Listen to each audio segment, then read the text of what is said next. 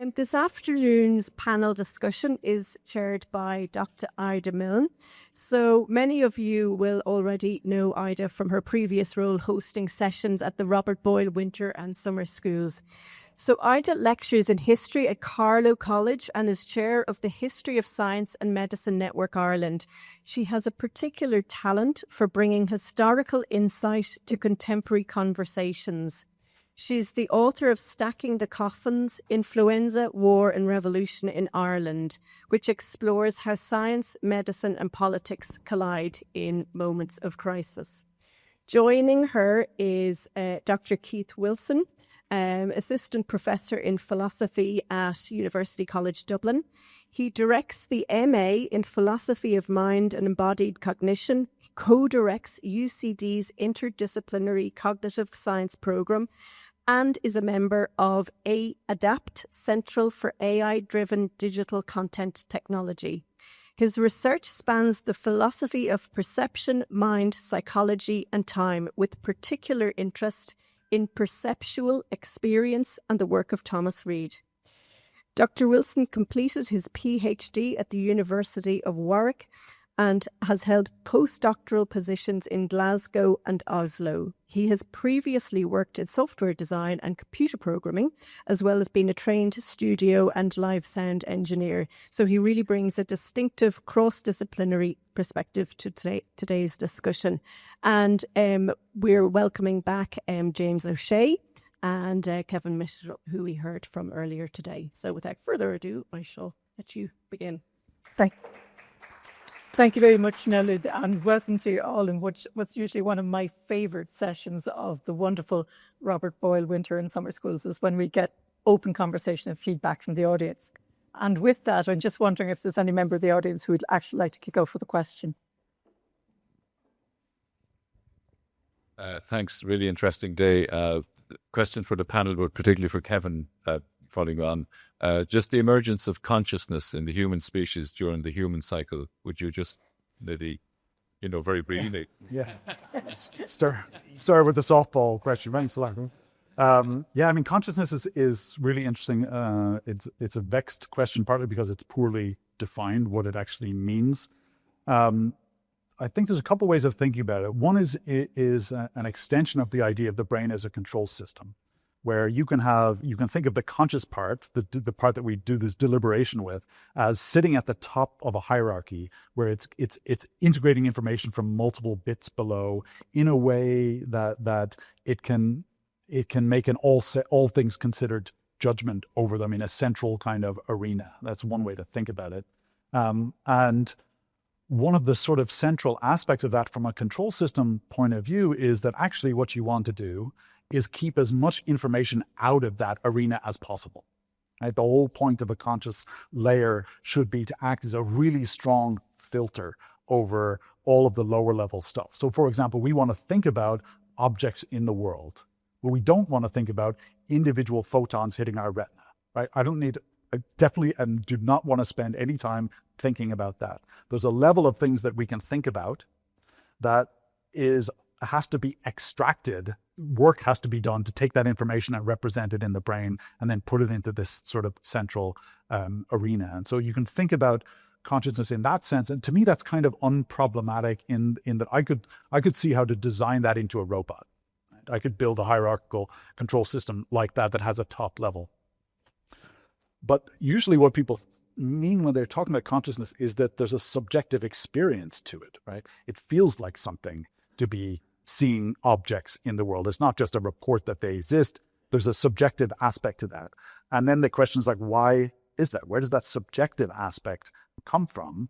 And I don't think we have any really good idea. I think at last count, there were something like 327 theories of consciousness out there that were, in a sense, competing with each other to explain this. My own view is that actually a lot of them are trying to explain different aspects of consciousness that, come into focus if you think about a contrast. Are you talking about being conscious versus subconscious, like we were talking about subconscious automatic processes? Are you talking about being conscious versus unconscious, like you're under anesthesia, that's a different kind of a thing. Are you talking about the conscious contents of your perception, where sometimes you see something, but if you present it really fast, you're not conscious of it, but you can act on it?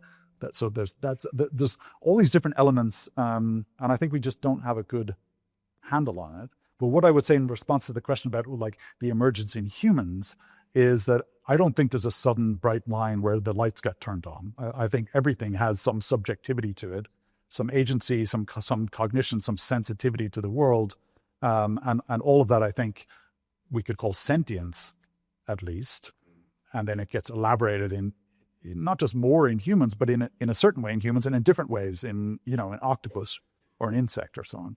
But you guys might have some thoughts on all of that. Yeah, if I can just add to that. I mean, I'd agree with everything you said there, Kevin, but when we think about consciousness, part of the puzzle is how could certain organizations of matter in a brain or particles bumping up against each other and so on, how could that give rise to subjective experience?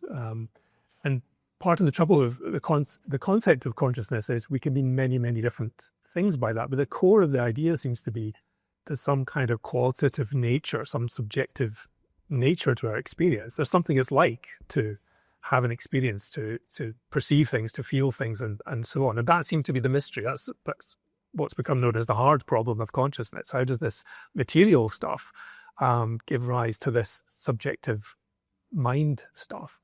And I don't have an answer for that. No, there isn't really a consensus on what the answer is. But I think part of the problem is we're just not clear what kind of thing consciousness is. So, you might think, well, maybe there's something special going on in the brain. Maybe there's some certain circuits in the brain which give rise to consciousness, or maybe it's a special property of matter that physics hasn't yet discovered.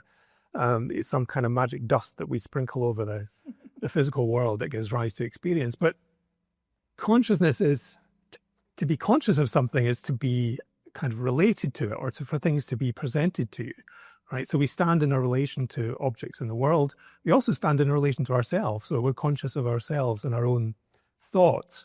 So I think we haven't yet arrived at the point of clarifying really what the concept of consciousness is, and what even a kind of a thing it is. Is it something physical? Is it something relational? Is it complex? So I think the problem is we lack the conceptual apparatus to really properly understand the question yet. And once we have a clear idea what we mean by consciousness, we'll know what kind of thing to look for. James, have you anything to it? Well, I like the way it was. There's so many different aspects to the thing. I like the idea of, and I think language would probably come into high-level reasons, that kind of representation. There's kind of thinking about your own thoughts and all of this. I think it is plausible to think that we could explain that in terms of representations of other representations and so on. So there's certain kinds of consciousness like self-consciousness or conscious action for reasons that I think we could get a grip on. And then there is this other thing, which is what it's like to be tasting chocolate or to see a sunset. And in those, I feel that it's a bit like the problems of intentionality and meaning, which are more like the first kind of consciousness. And then this problem of qualitative experience. And it's that second one, qualia, as it's popularly called, that some people think there'll never be a physical explanation of that. And in that case, I think Keith's remark that a lot of the basic subjective experiences we have, or the intrinsic nature of an experience, it is still relational to the world. You're seeing a green shirt and so on. And so the primary case might still be being aware of something in the world. And so we can do a lot to explain that. Dennett has a nice example of, someone says the eagle flying into the mountain is aware of such and such, and then Dennett points out, well, we know the eagle's visual system, the way it does this and that. We know the eagle couldn't be conscious of the thing the way you just described it. So we can take some of the mystery out, and then hallucinations and so on. It might be the case of the the redness on the shirt that's primary, and the case of the subjective experience is parasitic on that. So we might be able to take the mystery out of some of the things that just seem subjectivity is inexplicable. But that's, so I like the idea of breaking down the questions and things can often get more graspable when they're divide and conquer. I really would like to take you guys into my oral history class next week to talk about interviewing in oral history, because so much of this impinges on it. Have we more questions from the floor? Who's next? Thank you. Let me explain properly myself, because I've been reading a lot lately about about the role of microbiome in the way we behave. So beyond the pathogenic or commensal bacteria, we have bacteria that seem to modulate our behavior and even our psychiatric conditions. So I wonder how much of that is in line with what you were talking, Kevin, about the way we make decisions. But more importantly, this is the question maybe more for the philosophers.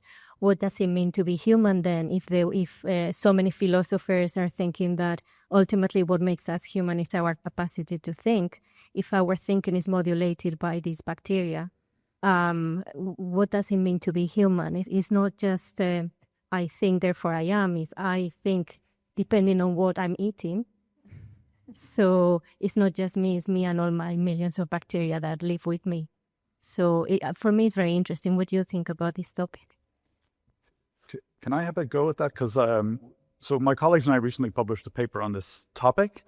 And it's one that has really grabbed the public's imagination. And I think, you put your finger on it there because it sounds just super exciting. It sounds like, it undercuts everything we think we know about the way brains and minds work. And suddenly, you're not in control so much. It's your gut bacteria.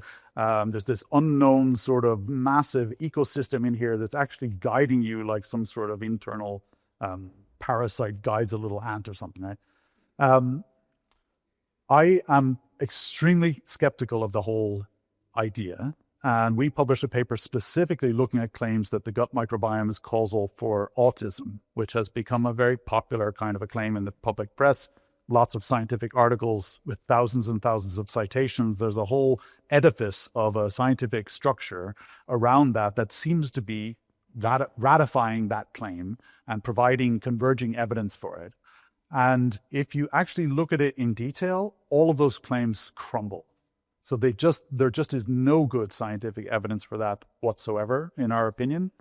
And there's a whole bunch of sort of methodological reasons, flaws in the way that the studies were done. They were, really. Let me just give one example. So you can do a study that says, I'm going to take a bunch of people with autism and a bunch of people without and look at their gut microbiome. And if I find some differences, that suggests maybe the gut microbiome differences are the cause of autism. Now, you might do a study with 30 people in it. I might do a study with 50 people in it, whatever. But each of us could be looking at thousands of variables, thousands of parameters in the gut microbiome. And if you do that with small numbers of people, you're just guaranteed to see something, right? Something will be different just by sampling noise, right? And that's what has happened in the literature. There's tons of studies that are claiming to find a difference, but when you look across all of them, there's no consistency. So it just looks like they're all reporting noise. There aren't really any big differences. So, so for me, there's no good evidence for that claim with respect to autism, and I don't find any reason to think that any of the rest of that literature is actually really well backed up. I think it's an example of a really hyped topic that grabs the public's imagination, but that has gone way beyond any credible evidence for those claims. You guys want to? Yeah, I mean, I'm a philosopher, right? So I don't really have anything to say about the gut microbiome or anything like that. But I just want to pick up something in your question, which I think draws out one of the themes that we've been hearing about. We started with the idea of Descartes and thinking of the mind as this sort of disembodied substance which doesn't exist in space or in time and so on. And bodies and physical things are quite different in their nature. And then as the 20th century goes on, so that was in the 17th century, and then 20th century, we get to closer study of the brain. So we think, okay, the mind and the brain, there's obviously a very close link there. Maybe the mind just is the brain, or the mind is something that the brain does. But I think since then, and more recently, there has been a move to think more about the role of not just the brain, but the body, and also the environment in, we're talking about the relation between mind and matter. Why think the mind is located exclusively in the brain? Okay, you need a brain to think and to be conscious, but that doesn't necessarily tell us that the mind is just the brain, right? You're a brain in a body, in an environment. You're embedded and embodied in your environment. So there is a recent direction in philosophy and in science to look more or take more seriously the role of embodiment and the environment, and how that contributes to mentality. And thinking also, minds aren't just these disembodied entities or computers, but they're part of a more complex system designed to act and interact with the world. So we need to look at the whole of that system. I think that was part of what was implicit in Kevin's talk. We need to look at a systematic level and not just kind of reduce things down to the basic parts. We need to look at how the whole system works. And of course, the body and the gut and everything is part of that system. There's also in your question, even independently of how the mind relates to the brain and the body, back in Boyle's time with John Locke and so on, there is the question of what does it mean to be human and to be a person, which, of course, is a whole set of issues and debates on its own. So Locke, say, distinguished between the human animal, the human organism as a self-maintaining system and so on, which is like the identity of a plant over time, then the identity of an animal and the identity of a human animal could be a very organic, re-identifiable thing. But he raised the question, he did thought experiments early on and saying, what if and he said, I don't want to try to answer the question of whether there's a soul or, what he just said. We have minds, conscious minds. And what if the consciousness of a prince, was transferred to the body of the cobbler? Who would it be now? And it's a thought experiment. In 16, whenever Locke did that, he was saying, well, there's a sense in which the human organism is identifiable in a certain way, but the person would be where the consciousness goes of one's past and one's actions. So he raised this problem. What is it to be human and to be answerable for your actions ultimately? And he thought no matter what the metaphysics or the physics or the biology of the mind, brain, or soul is, there's this problem. We have conscious connection of our lives, and that seems to be important for taking responsibility for our actions, whatever the answer to some of these other questions are. But that, as you can imagine, raises a whole host of questions. If personhood and the human organism come apart like that, and cases of total amnesia. And so what is it that makes us human and responsible for our actions? Some of those questions are deep and interesting, independently of the way you resolve the metaphysics or biology of the mind. Do we have another question from the audience? Yeah. Mirla. Hi.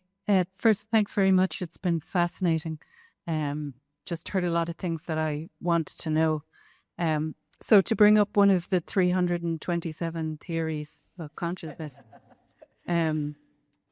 have any of you come across or have an opinion about Donald Hoffman's theory that it's not matter that's the primary quality, but consciousness that gives rise to matter? And just if any of you, I see some people nodding. So. Yeah. Did you see these people nodding? I don't know. We can. I think I ran into Hopkins. Was it someone said, oh, you mentioned the book. Does he have a thing about evolution? Our minds evolve so that we, in a sense, falsify reality? No, that's another hook. Oh, okay. So I don't know Hopkins' view. Hoffman is it's a panpsychist view where, if I may, so the idea is that it stems from a kind of a frustration in the sense that we think about matter, all this physics, and we're doing all this science, and it hasn't explained consciousness. So maybe we're thinking of it completely backwards. Maybe consciousness doesn't emerge from all the matter. Maybe it's the opposite way around. Maybe there's something primitive about consciousness, and all of the way that the universe sort of evolves then comes from that.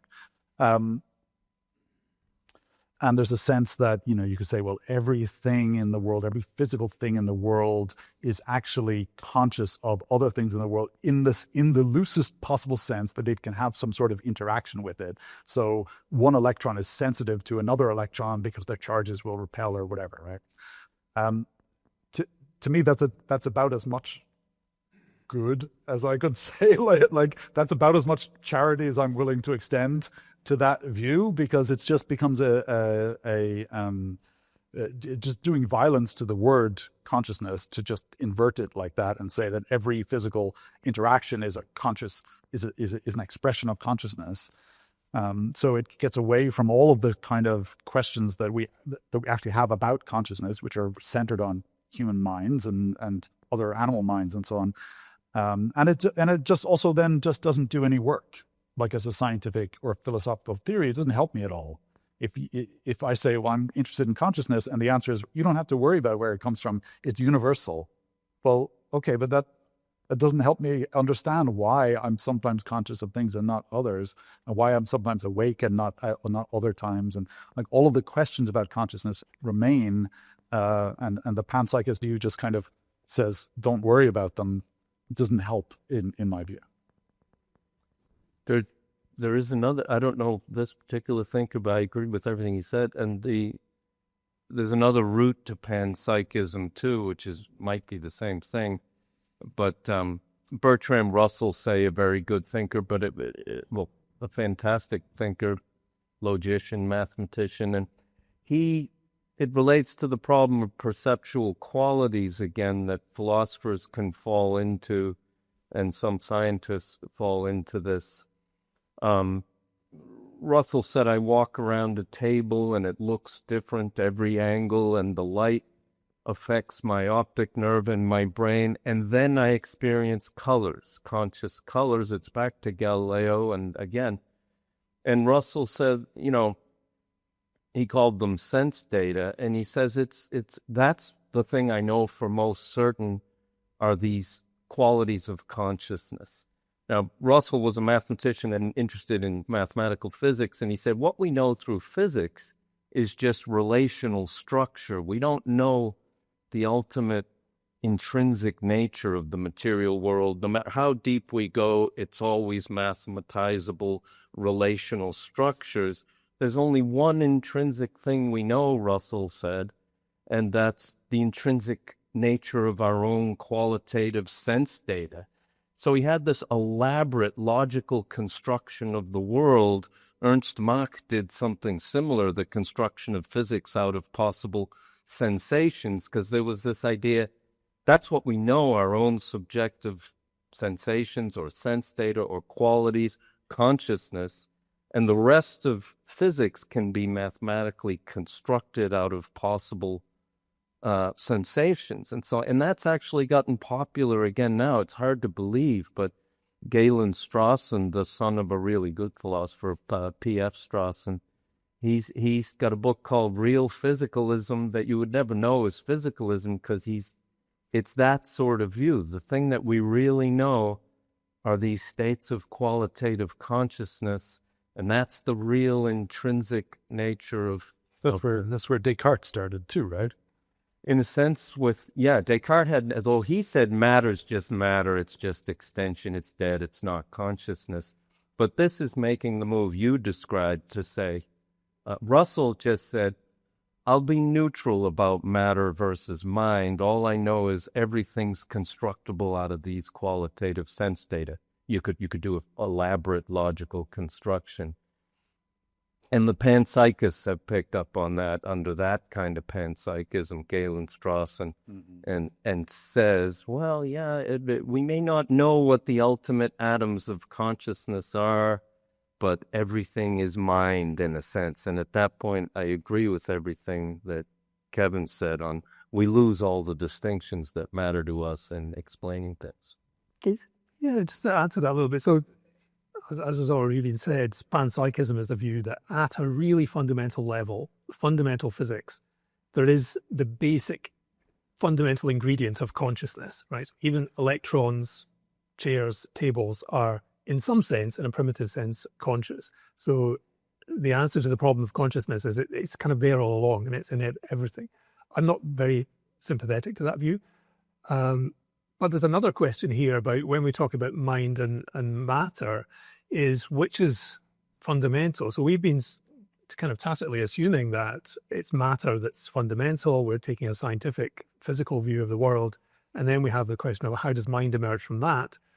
But there's another tradition in philosophy, which is mind is fundamental. Actually, matter is just kind of collections of ideas. It's experience that's the fundamental. And that's associated with people like Berkeley, and there's a whole tradition thinking that it's the physical world which is constructed of mental stuff, not the other way around. But part of the problem here is, we're in the business of making distinctions. Philosophers and scientists love to make distinctions, so we're looking for distinctions between different things everywhere.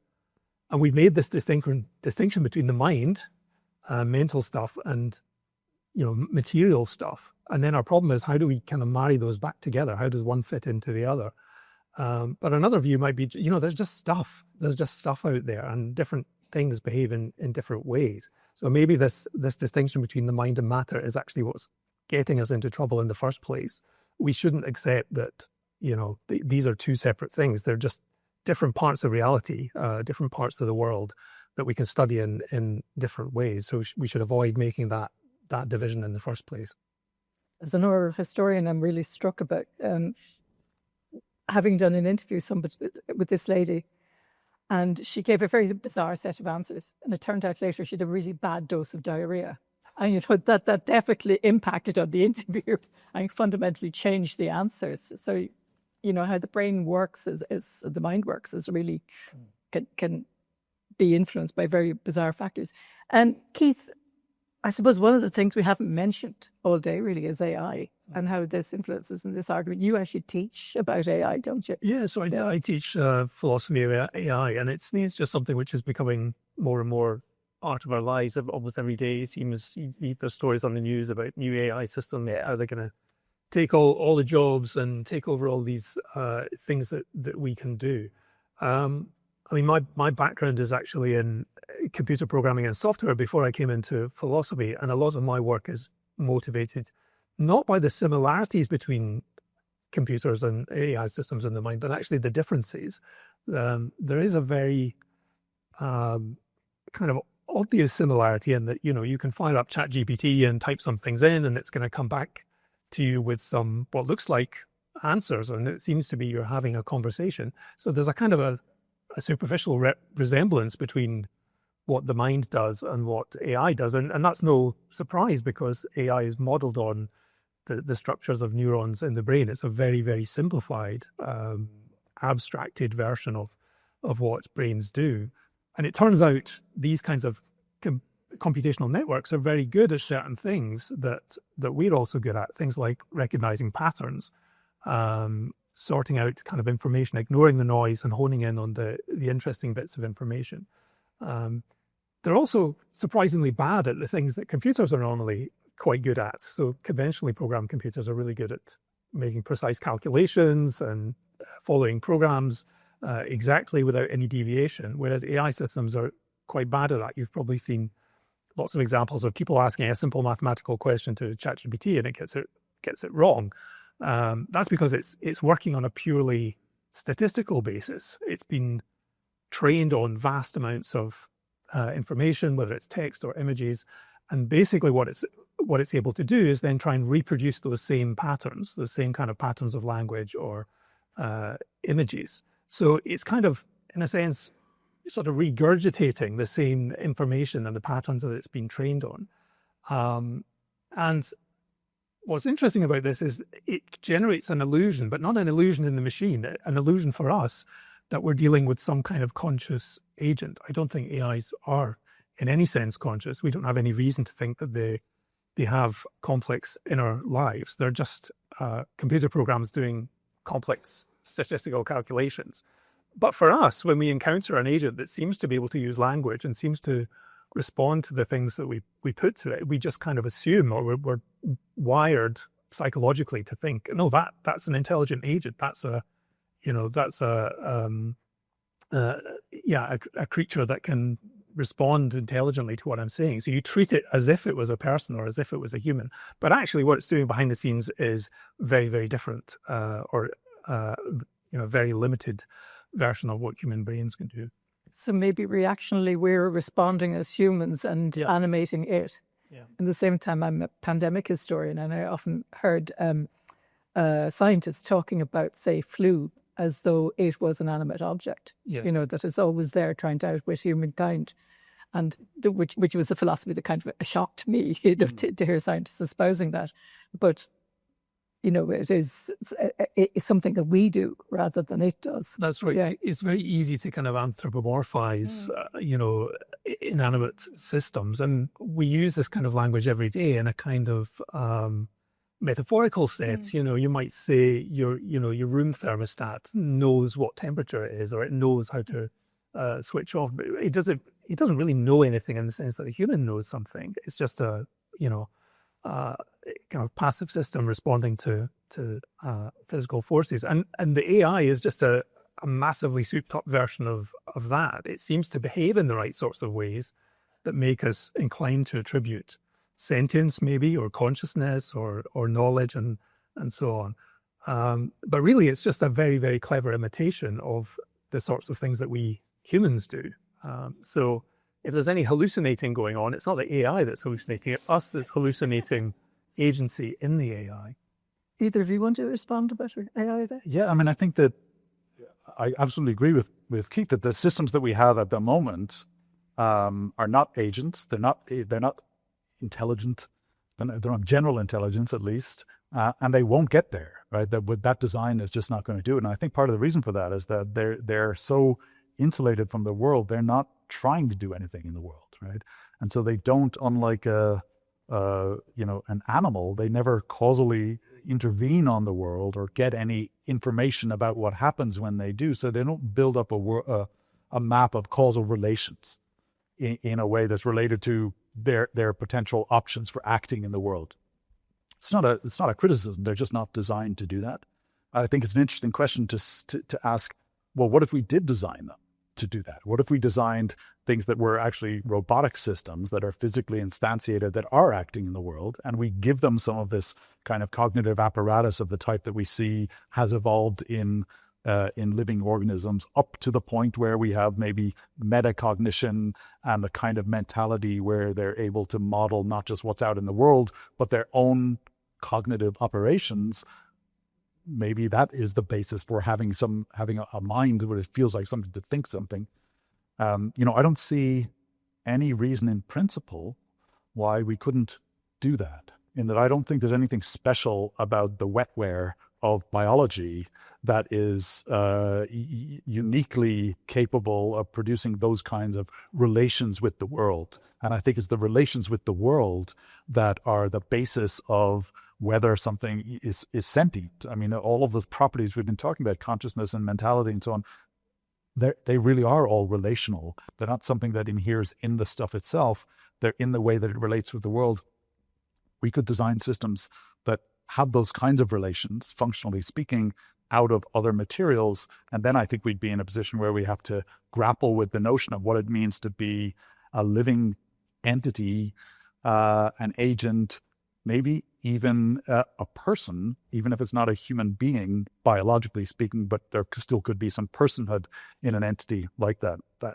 That feels like a future that we're going to have to grapple with probably sooner rather than later.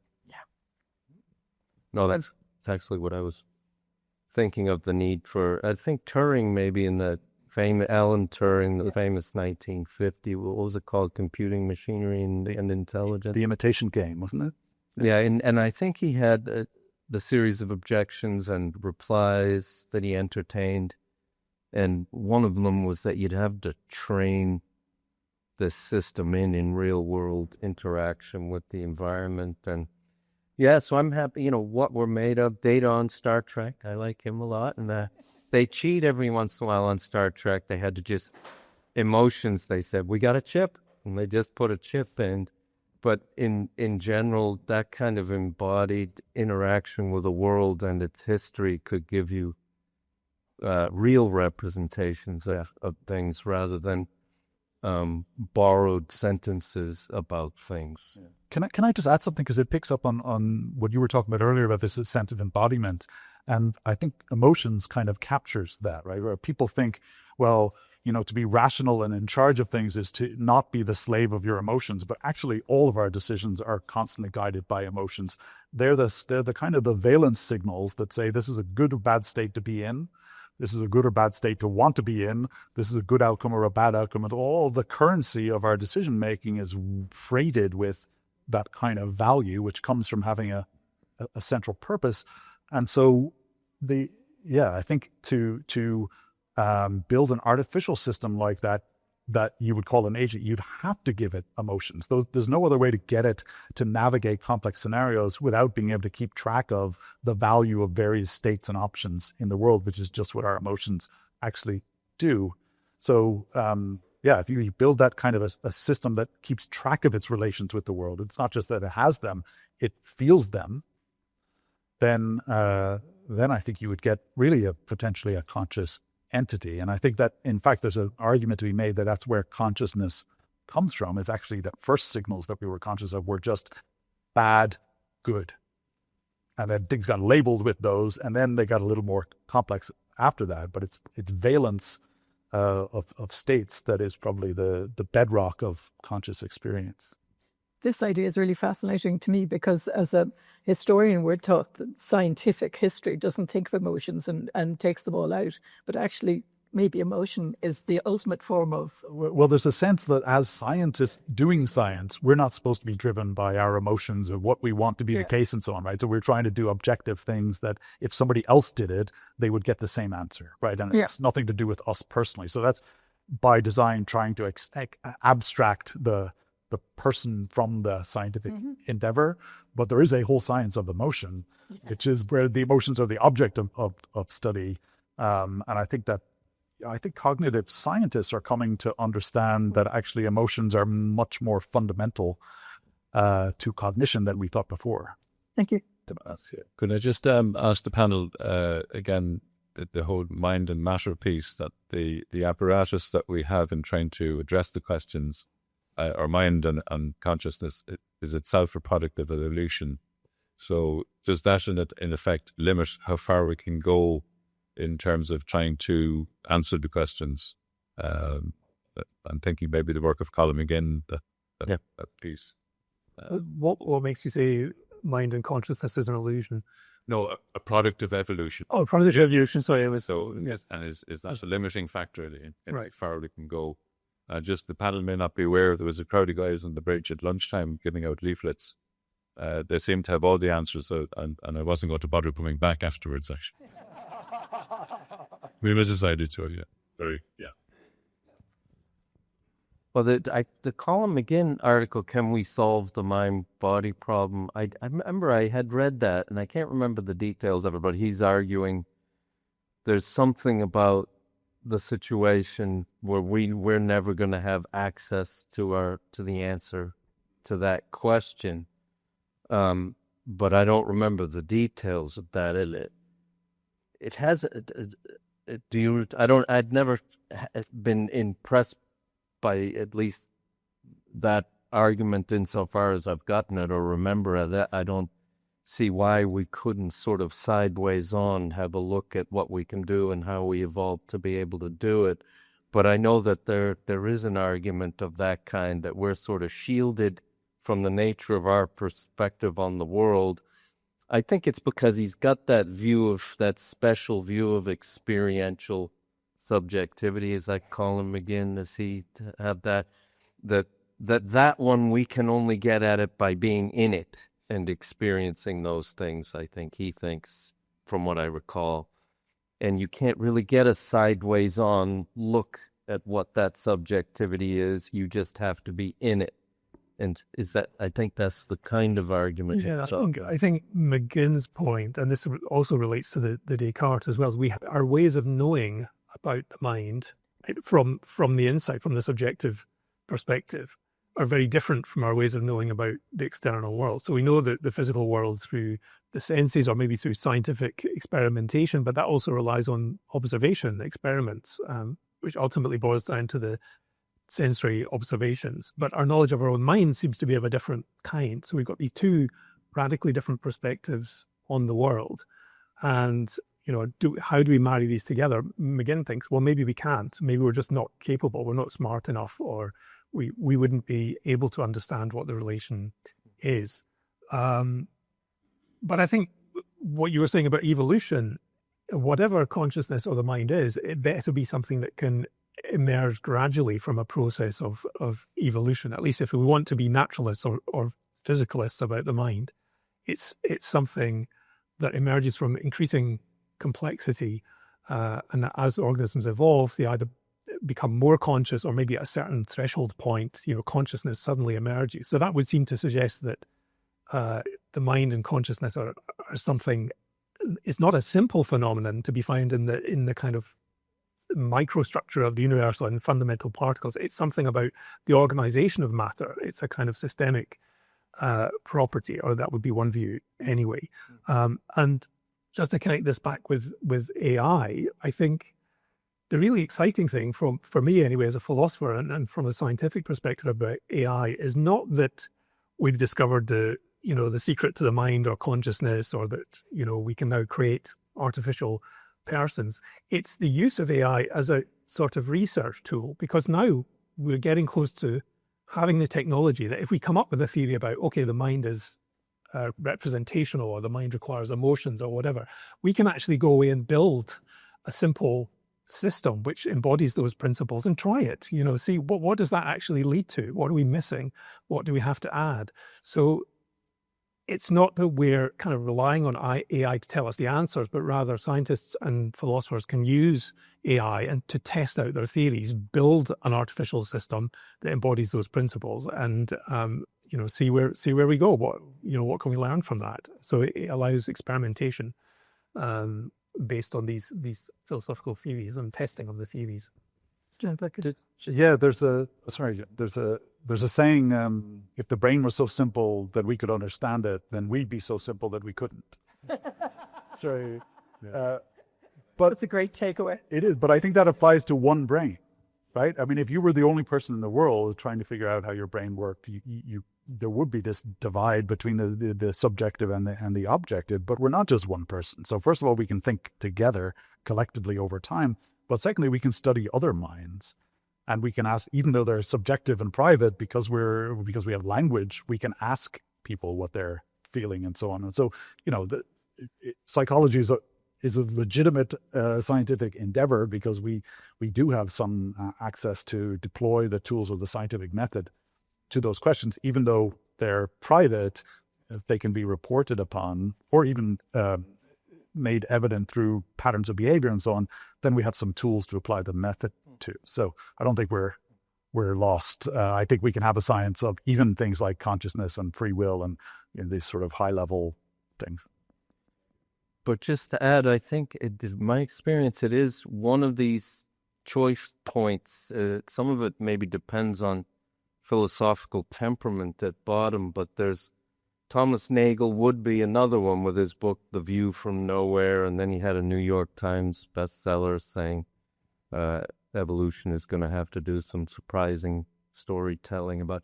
But he is saying the view from nowhere is the scientific outlook, and then there's the perspective of subjectivity.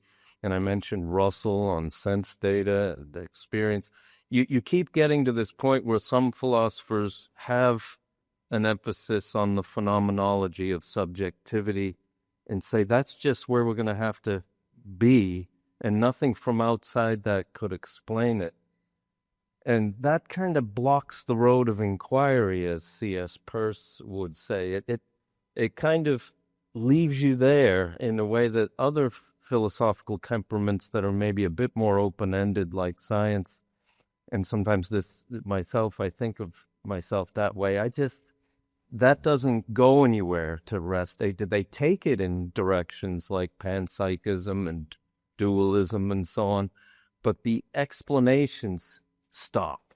And then McGinn is just labeling that, can we solve the mind-body problem?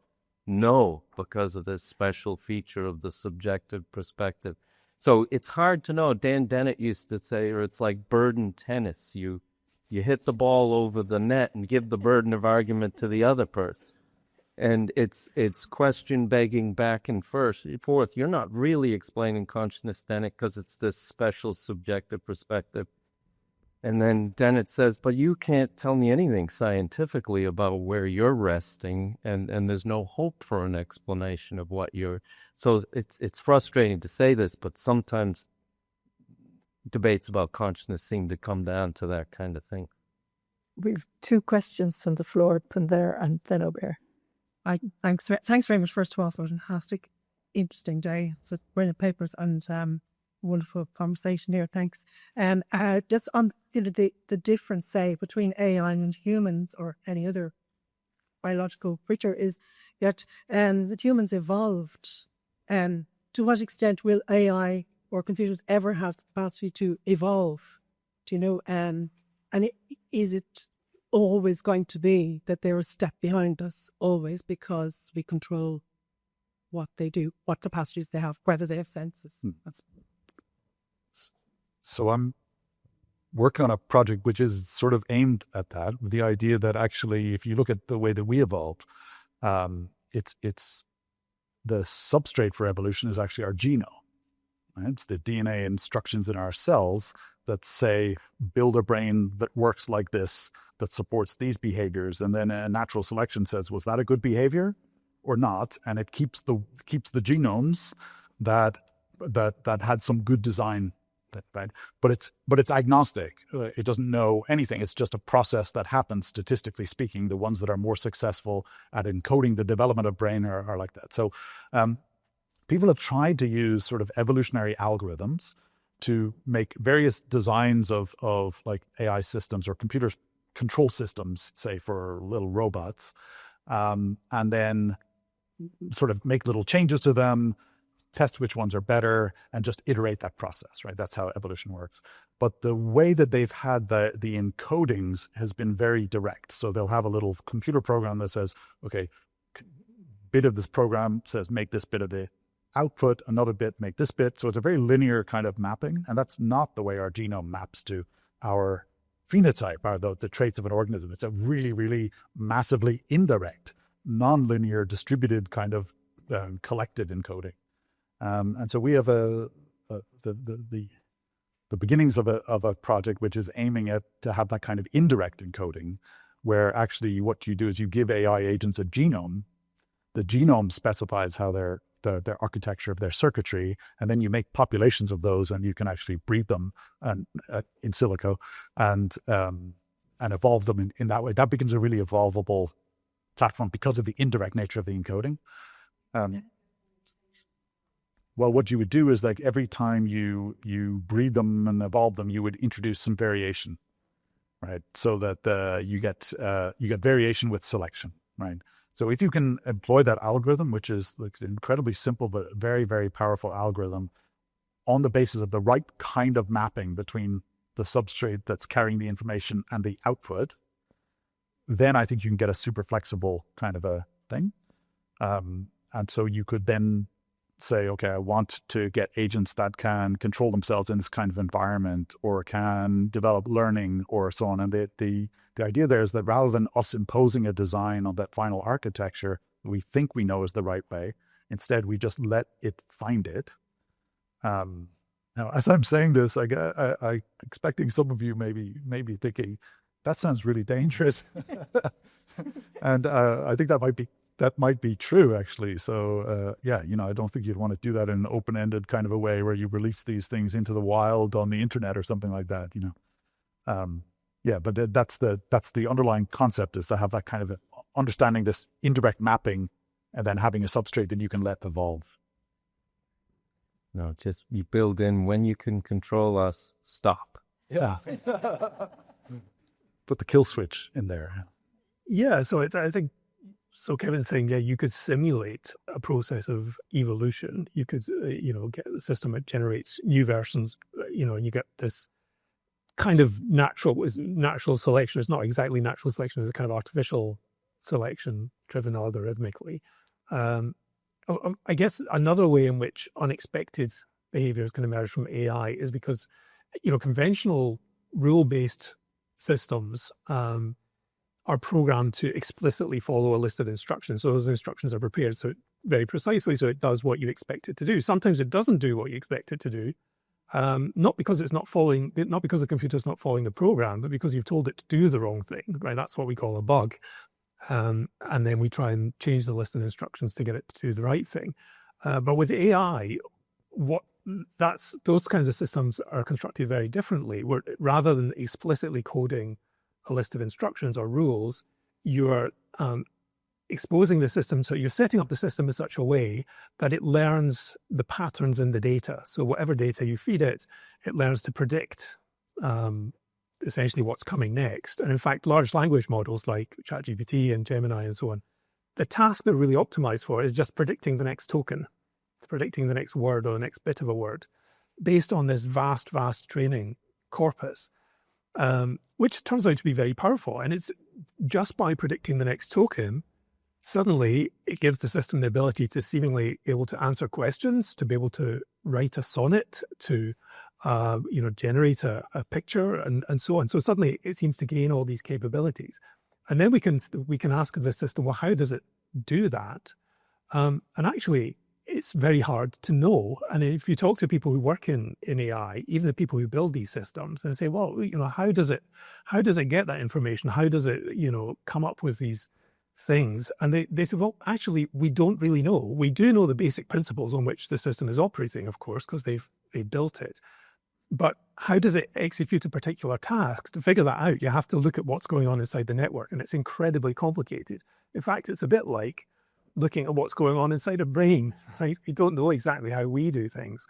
And we're rapidly getting to the point, I think, with AI that we don't know how these systems do the things that they do. They have these interesting properties which we can study, but exactly what algorithm or method the system's using to solve the problem, sometimes it turns out to be very surprising. It's not the way that you or I would do it. It's come up with it's not come up with it, but what's happened is through the training on a lot of data, it's been able to abstract that and find a novel way of looking for patterns. But we have to remember, it's not the AI that's doing this. It's not an agent. It's not a thinking being. It's just a bunch of calculations.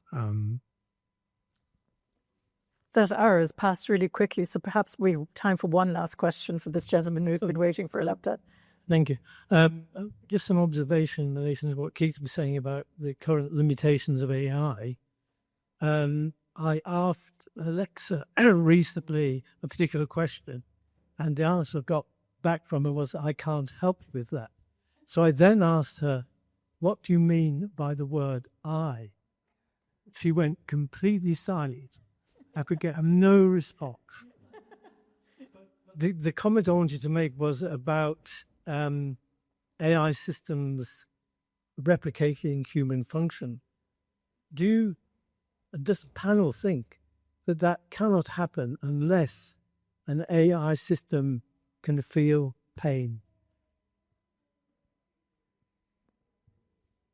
So are you saying, is the question, could it only become human or sentient once it has the ability to feel pain? Or is that what you... Yeah, if one argues that the main function of the human brain is to reproduce itself, yes. It has all the properties that we describe that are continuously being explored. unless an AI system has to avoid threats, and has to seek someone to sustain it. And pain is clearly fundamental. Yeah. So how can it better? How something equivalent to human costs? Yeah, right. So I mean, it's very tempting to think that, right? So having this affective dimension to experience would be, and that's what I think what Kevin was saying, is that emotions are a key part to what makes us human. Actually, AI researchers are already on this, and they code into the system a kind of reward, pleasure, pain sort of scale. So if it behaves in the right way, then it gets a kind of pleasure reinforcement signal, which it tries to seek out. And if it does the wrong thing, according to whoever's training the system, then it gets this kind of negative reinforcement feedback. So in a way, that's a kind of an analog of pain and pleasure for humans. And that does seem to help with training these systems and get them to do what we want to do. But I don't think there's any reason to think that the system is thereby having some kind of painful experience or pleasurable experience, or that it's sort of actively seeking out. It's just a simulation of that. And if that's right, then it seems like the properties which give us emotions and affect and pain are not to be found in the kind of purely kind of computational aspects of the system. Maybe they're somewhere else in the biology. Maybe there is something else that our cells do and our bodies do that's important, and that's not being simulated by the AI. But that's controversial. Some of it might seem like pain is a sort of all or nothing thing, that you either, if the system has it, then there's questions to ask, or the system can't have it, then. But in some ways, it's like that whole problem of consciousness and qualities. If you read some of Daniel Dennett's stuff on looking at the biological kingdom at all the levels, and looking at very simple organisms, you lose this intuition that pain is a special glowing quality that's either there or not. Kevin would know more about this than I, but it's a complex response and warning system. And so a sort of prior question is, could you have a non-carbon-based silicon android evolved that would feel pain? And you're going to get these same debates come up where some feel, no, never. And then others think, well, what is pain when we look at how it's dispersed among simple organisms and all the way up, and why not? And so, yeah, I think what's interesting is that you can sort of divorce two aspects of pain. One of them is just an injury signal that prompts some behaviors, right? So it prompts a protective behavior. It prompts a learning not to go back into the situation that caused the damage. It prompts a wound tending behavior and so on. This is true even in things like bees, for example. When they get injured, they exhibit all of those behavioral properties that look like they're in pain. Right? Whether they feel that or not is another question. But there's also the kind of the fact that it's existentially relevant, in the sense that the reason why you want to avoid damage is because you might die, right? So it's anchored in the mortality of living systems. And I think that is a biological property that is different from computers and things. You can turn ChatGPT off and you can turn it on again in the morning, right?